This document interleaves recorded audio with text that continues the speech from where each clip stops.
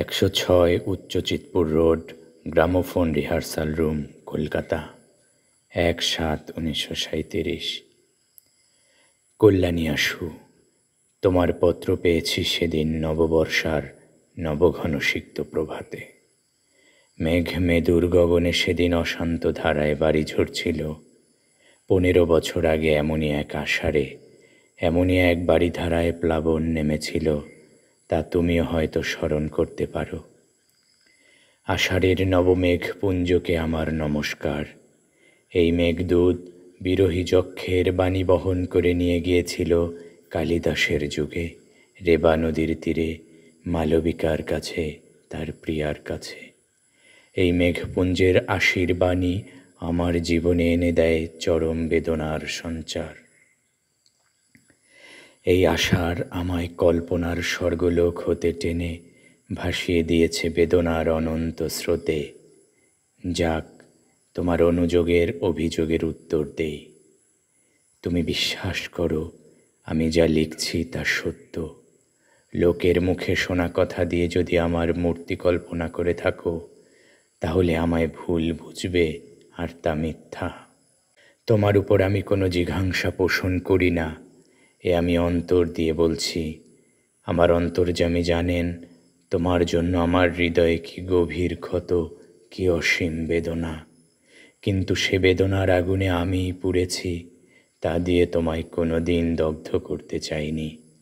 তুমি এই আগুনের পরশমানিক না দিলে আমি অগ্নিবীণা বাজাতে পারতাম না, আমি ধূমকেতুর বিস্ময় নিয়ে উদিত হতে পারতাম না।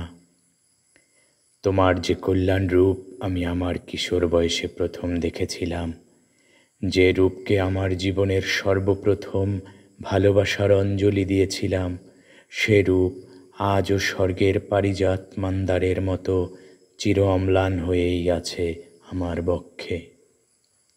অন্তরের সে আগুন বাইরের সে ফুলহারকে স্পর্শ করতে পারেনি। তুমি ভুলে যেও না আমি কবি, আমি আঘাত করলেও ফুল দিয়ে আঘাত করি।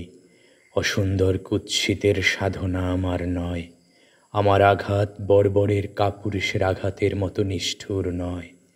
আমার অন্তর্যামী জানেন, তুমি কি জানো বা শুনেছ জানি না, তোমার বিরুদ্ধে আমার আজ কোনো অনুযোগ নেই, অভিযোগ নেই, দাবিও নেই।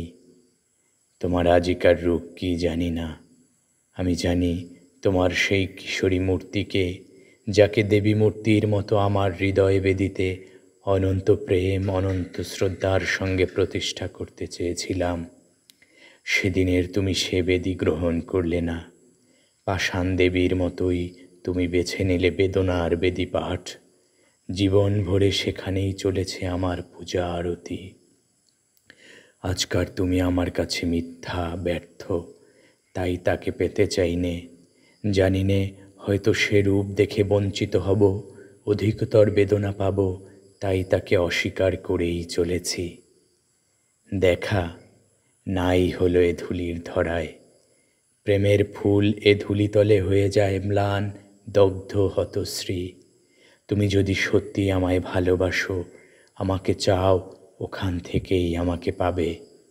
লাইলি মজনুকে পাইনি, শিরি ফরহাদকে পাইনি, তবুও তাদের মতো করে কেউ কারো প্রিয়তমাকে পায়নি। আত্মহত্যা মহাপাপ, এ অতি পুরাতন কথা হলেও প্রেম সত্য। আত্মা অবিনশ্বর, আত্মাকে কেউ হত্যা করতে পারে না। প্রেমের সোনার কাঠির স্পর্শ যদি পেয়ে থাকো, তাহলে তোমার মতো ভাগ্যবতী আর কে আছে? তারই মায়া স্পর্শে তোমার সকল কিছু আলোয় আলোময় হয়ে উঠবে। দুঃখ নিয়ে এক ঘর থেকে অন্য ঘরে গেলেই সেই দুঃখের অবসান হয় না। মানুষ ইচ্ছা করলে সাধনা দিয়ে, তপস্যা দিয়ে ভুলকে ফুল রূপে ফুটিয়ে তুলতে পারে। যদি কোনো ভুল করে থাকো জীবনে, এই জীবনেই তাকে সংশোধন করে যেতে হবে, তবেই পাবে আনন্দ মুক্তি, তবেই হবে সর্বদুঃখের অবসান। নিজেকে উন্নত করতে চেষ্টা করো, স্বয়ং বিধাতা তোমার সহায় হবেন।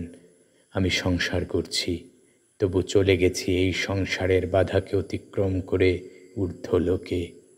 সেখানে গেলে পৃথিবীর সকল অপূর্ণতা, সকল অপরাধ ক্ষমা সুন্দর চোখে পরম মনোহর মূর্তিতে দেখা যায়। হঠাৎ মনে পড়ে গেল 15 বছর আগের কথা। তোমার জ্বর হয়েছিল। বহু সাধনার পর আমার তৃষিত দুটি কর তোমার শুভ্র ললাট স্পর্শ করতে পেরেছিল। তোমার তপ্ত ললাটের স্পর্শ যেন আজও অনুভব করতে পারি। তুমি কি চেয়ে দেখেছিলে?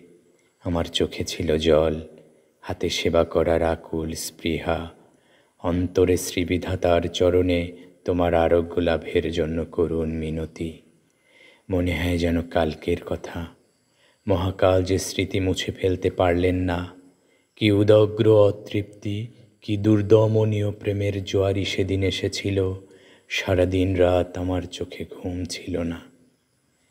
যাক, আজ চলেছি জীবনের অস্তমান দিনের শেষে, রশ্মি ধরে ভাটার স্রোতে। তোমার ক্ষমতা নেই সে পথ থেকে ফেরানোর, আর তার চেষ্টা করো না। তোমাকে লেখা এই আমার প্রথম ও শেষ চিঠি হোক। যেখানেই থাকি বিশ্বাস করো, আমার অক্ষয় আশীর্বাদ কবচ তোমায় ঘিরে থাকবে। তুমি সুখী হও, শান্তি পাও, এই প্রার্থনা। আমায় যত মন্দ বলে বিশ্বাস করো, আমি তত মন্দ নই, এই আমার শেষ কৈফিয়ত। ইতি নিত্য শুভার্থী নজরুল ইসলাম।